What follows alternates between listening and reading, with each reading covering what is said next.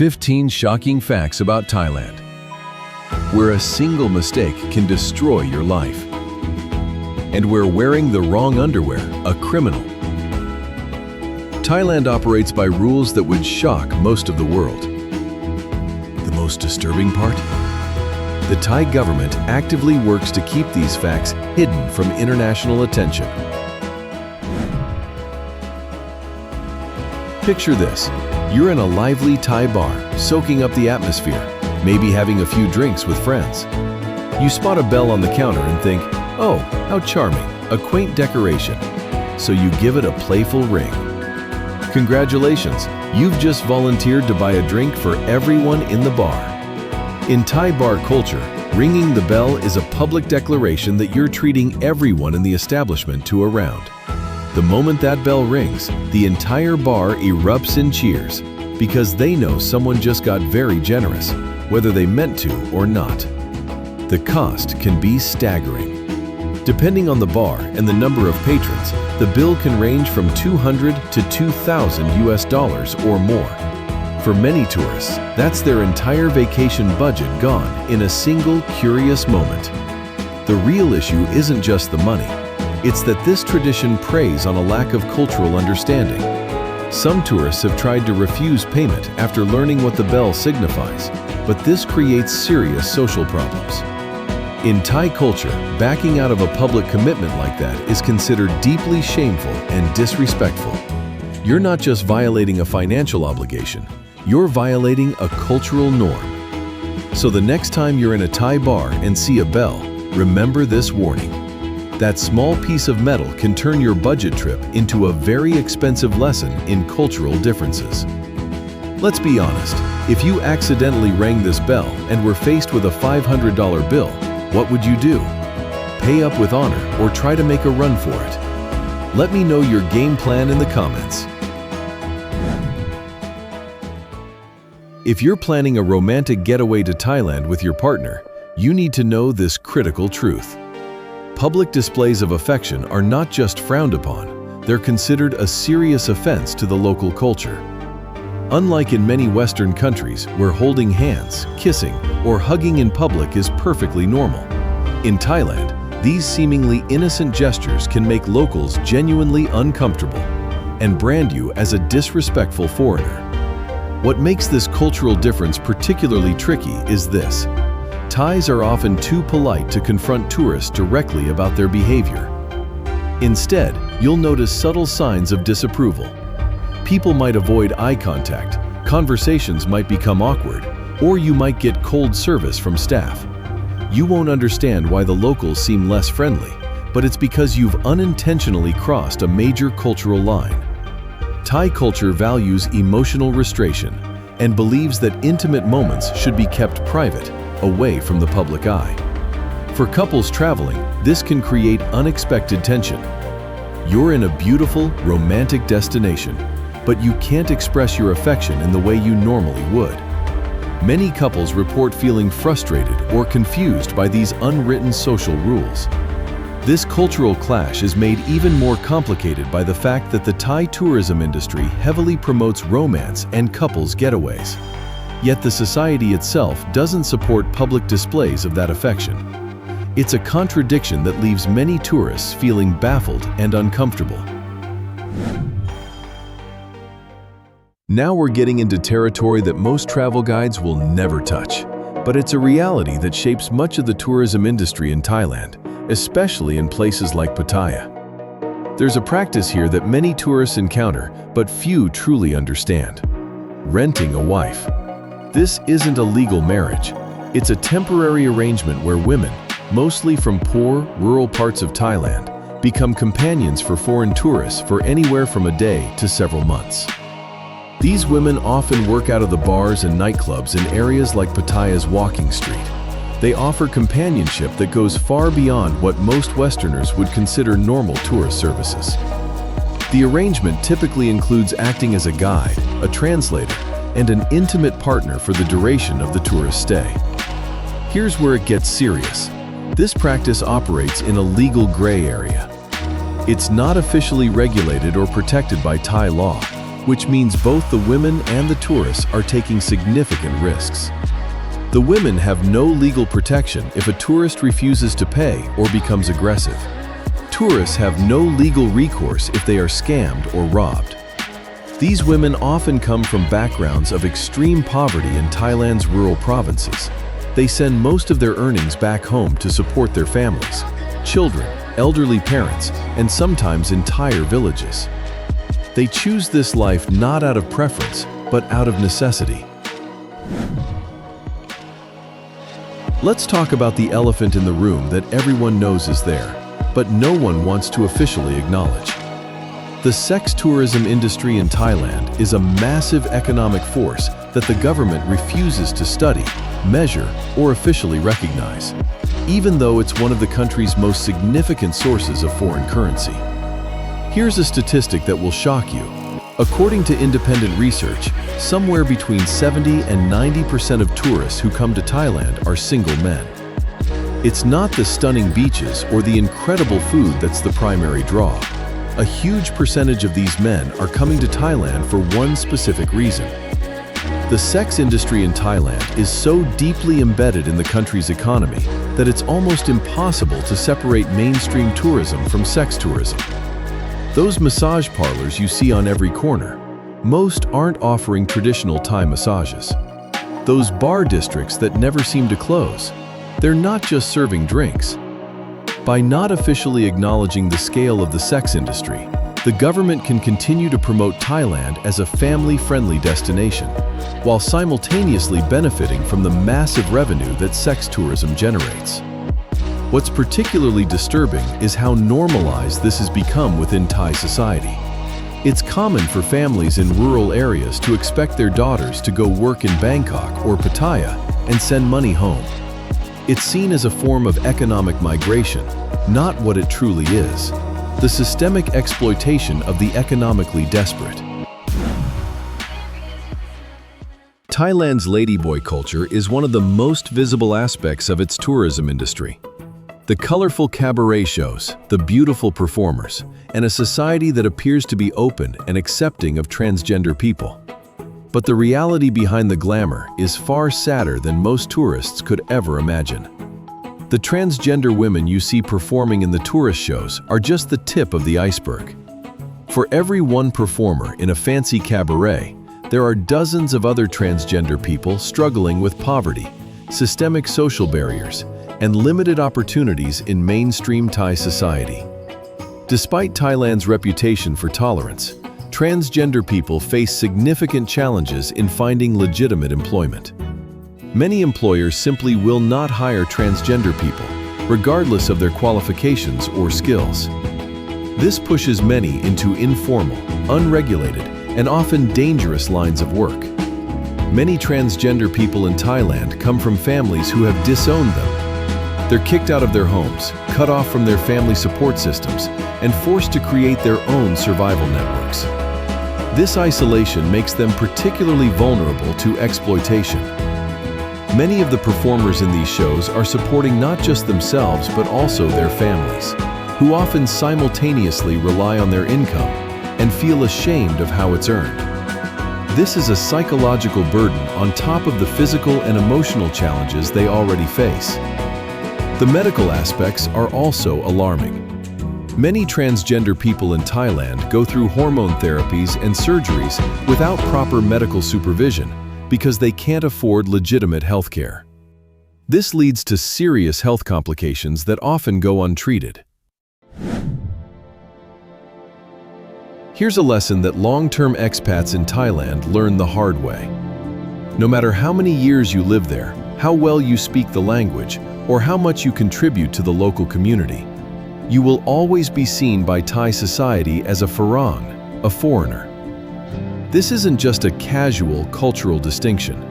It's a systemic sense of otherness that affects every aspect of life for non-Thais. You can live in Thailand for 20 years, marry a Thai citizen, have Thai children, speak perfect Thai, and understand the culture better than many Thais, and you will still be treated as an outsider. Thailand isn't overtly xenophobic like some countries, but it's also not a welcoming multicultural melting pot like Singapore or Hong Kong. It exists in a polite middle ground that can be particularly frustrating for those who genuinely want to integrate into Thai society. The legal system reinforces this distinction. Foreigners cannot own land in Thailand. They face restrictions on business ownership. They have limited political rights even after decades of residency. The message from the government is clear.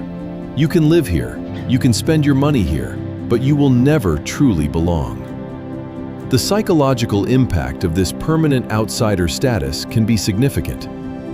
Many long-term expats report feeling isolated, frustrated, or disillusioned after years of trying to fit into a society that fundamentally doesn't want them to.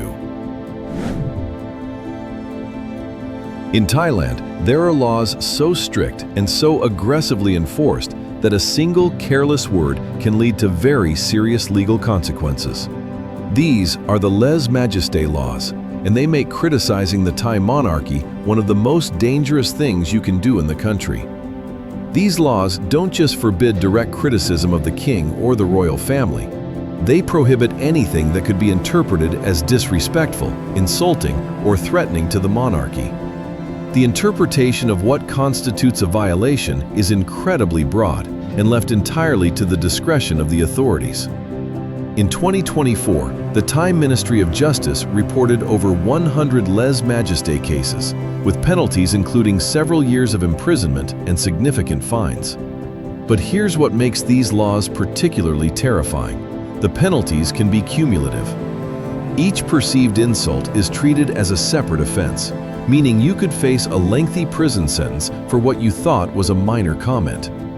The enforcement is unpredictable and often politically motivated. Someone can report you for lèse majesté as a way to settle a personal grudge or a business dispute. Once you're accused, the legal system operates on a presumption of guilt, not innocence, and defending yourself is almost impossible without making the original charge worse. For foreigners, these laws are especially dangerous because cultural misunderstandings can easily be misinterpreted as intentional disrespect.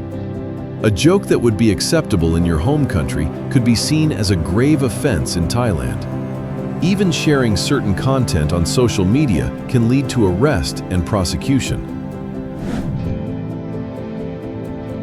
Imagine this. You're paying for some street food in Bangkok when a gust of wind blows a 100 baht note out of your hand. Your natural instinct might be to quickly step on it to keep it from blowing away. In most countries, this is a perfectly normal reaction. In Thailand, it could be considered a serious crime, punishable by up to 15 years in prison. This is not an exaggeration or an urban legend. Every single Thai baht note and coin features an image of the king, and these images are protected by the same lèse majesté laws that govern criticism of the monarchy. Any act that is considered disrespectful to the royal image, no matter how unintentional, can be subject to criminal prosecution. The penalty isn't just a warning or a fine. You could face up to 15 years in prison for each separate offense, and the authorities can stack multiple charges for a single incident. That split-second decision to stop a falling bill with your foot could theoretically land you in prison for decades. But it gets worse. The law is so broadly interpreted that even accidentally dropping money can be seen as a negligent act toward the royal image. Some overzealous prosecutors have argued that allowing the royal currency to touch the ground shows a lack of respect for the monarchy. For tourists, this is a cultural minefield. You're handling unfamiliar currency in a busy, chaotic environment, yet every transaction carries the potential for legal disaster if you're not sufficiently careful with the bills and coins bearing the royal image. The law about not stepping on money is truly mind-boggling. Are there any laws in your country that are this bizarrely strict? Let us know in the comments below. To many Westerners, Thai Buddhism evokes images of serenity and equality. However, a deeper look into its institutional structure reveals a more complex picture of gender roles, with significant disparities between male and female monastics. Here's how the system works. Poor Thai boys who can't afford an education have the opportunity for free schooling, food, and housing by becoming monks. Girls, on the other hand, have no equivalent opportunity. There are between 10,000 and 20,000 Buddhist nuns living in Thailand. However, their status within the religious hierarchy is not equal to that of male monks. They often live in separate areas of the temples and receive only a fraction of the precepts, rather than the full ordination of their male counterparts. This ritual difference results in less authority within Buddhist institutions and more barriers on their spiritual path. This leads to a reality where, according to many reports, a large portion of nuns spend their time performing essential support roles for the monastic community. While this work is part of monastic life, many argue that it limits their time and opportunity to pursue scriptural studies and meditation. This unequal status within the religion is believed to influence broader societal views, affecting many aspects of Thai life. The sad irony is that many poor families encourage their daughters to become nuns because they believe it will bring merit to the family. These young women sacrifice their opportunities in this life for the promise of a better one in the next. Thailand's tourism industry has a dark underbelly. Sophisticated scams that target inexperienced travelers operate in plain sight, making many question the level of government oversight and regulation. These are not random acts of crime by individuals.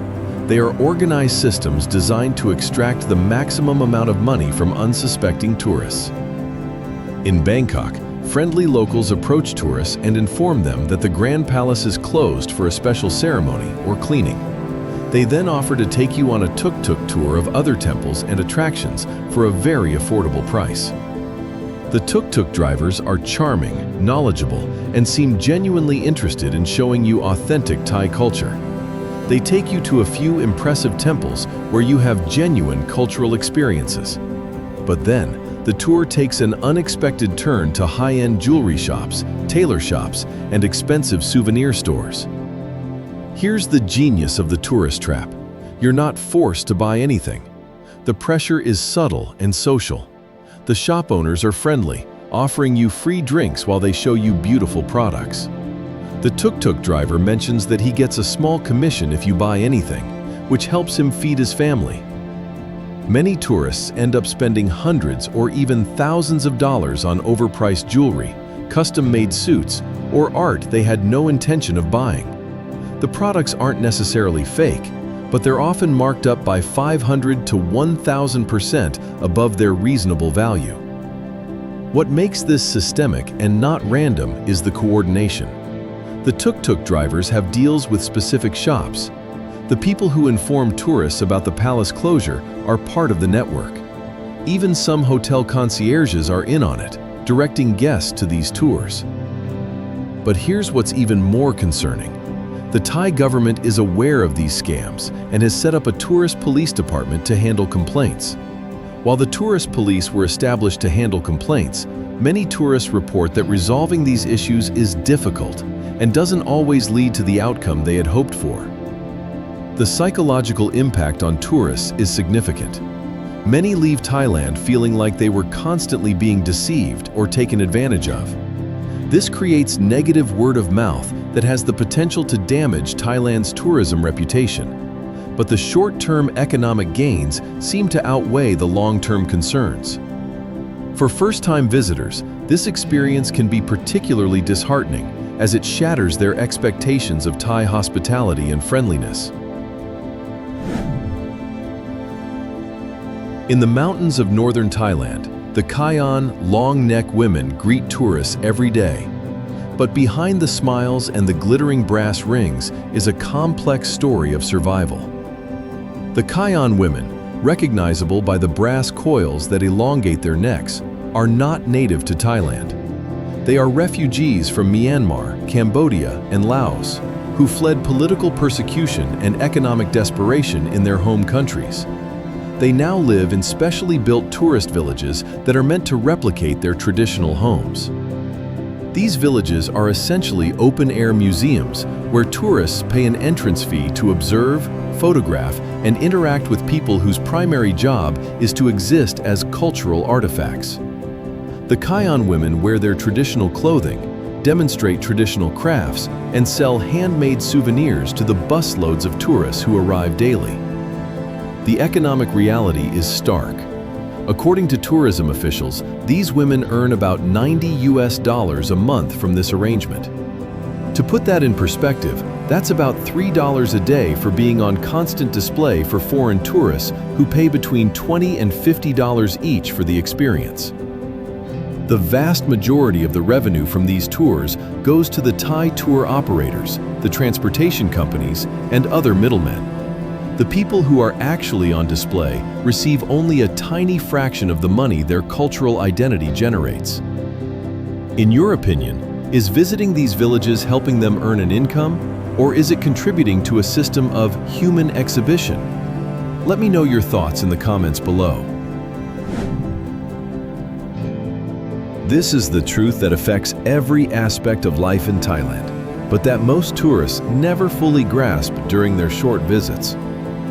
Thailand is run by a government system with issues of corruption and inefficiency that directly impact your safety, your health, and your experience as a visitor. The corruption isn't hidden or subtle. It's systemic, institutionalized, and so deeply ingrained in Thai society that most people accept it as a normal part of life. From the moment you arrive at the airport to every service you use during your stay, you are interacting with systems that are compromised by corruption. The transportation infrastructure is seriously compromised. Road construction contracts are given to companies that use substandard materials and cut corners to maximize their profits. The result is that Thailand has one of the highest rates of serious traffic accidents in the world.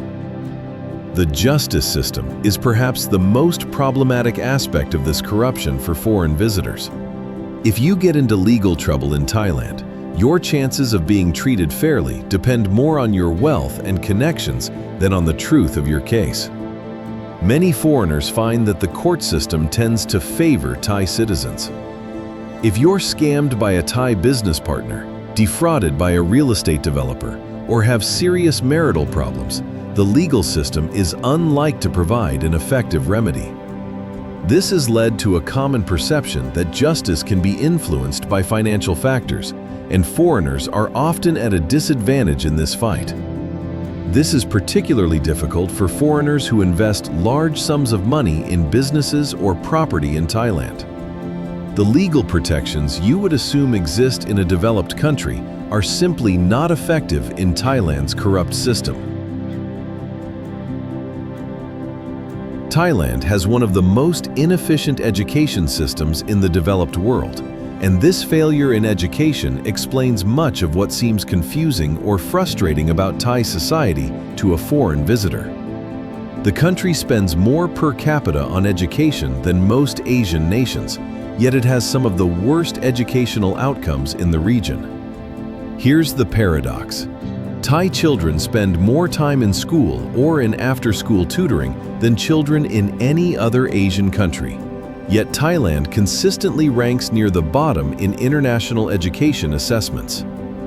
The problem isn't a lack of resources or time. It's a fundamental approach to education that values social conformity over critical thinking, memorization over understanding, and respect for authority over intellectual curiosity.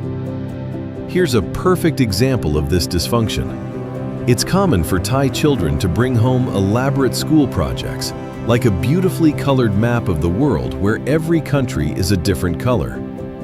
The parents are thrilled that their child is learning about geography and the world. But when you ask the child to name the countries they've colored, most of them can't even identify the major ones.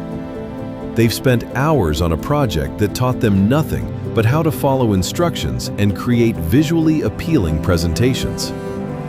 This educational approach produces adults who are excellent at looking busy and following procedures, but who struggle with independent, creative, and problem-solving thinking. This explains many of the service quality issues that tourists encounter in Thailand. The low quality of education creates a vicious cycle, as poorly educated teachers produce the next generation of poorly educated students. Many Thai teachers have never experienced a high-quality education themselves, so they are unable to provide it to their students. Thailand is facing an environmental catastrophe that directly threatens the health and safety of everyone in the country. Yet the government continues to prioritize short-term economic interests over long-term environmental sustainability. For tourists, this means you're visiting a country where the air you breathe and the water you come into contact with could pose serious health risks. The air pollution crisis in Thailand is severe and getting worse every year. Chiang Mai, one of Thailand's most popular tourist destinations, regularly experiences air quality levels that the World Health Organization classifies as hazardous to human health. During peak pollution periods, the air quality index reaches levels that are off the charts of most international monitoring systems.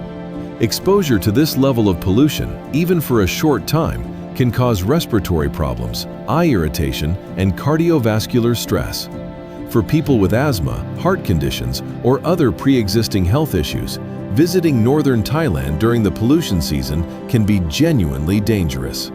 The government has the legal authority to stop this burning, but enforcement is weak because local officials can be bribed to look the other way, and because the economic interests of the agricultural industry are more important than environmental concerns. The health consequences for long-term residents are severe. Long-term health problems, particularly respiratory illnesses, are a major concern in heavily polluted areas compared to the global average. Respiratory diseases are endemic in urban areas. Birth defects and developmental problems are more common in areas with severe environmental pollution. Ket, 15 truths about Thailand that completely shatter the paradise image the tourist boards want you to believe. These aren't just interesting cultural quirks or minor inconveniences. These are fundamental aspects of Thai society that affect the lives of millions of people every day. How do you react to these truths? Did any of them surprise you or change the way you think about Thailand? Let me know in the comments below. And if you found this video helpful, be sure to subscribe for more content that reveals the hidden truths behind popular travel destinations.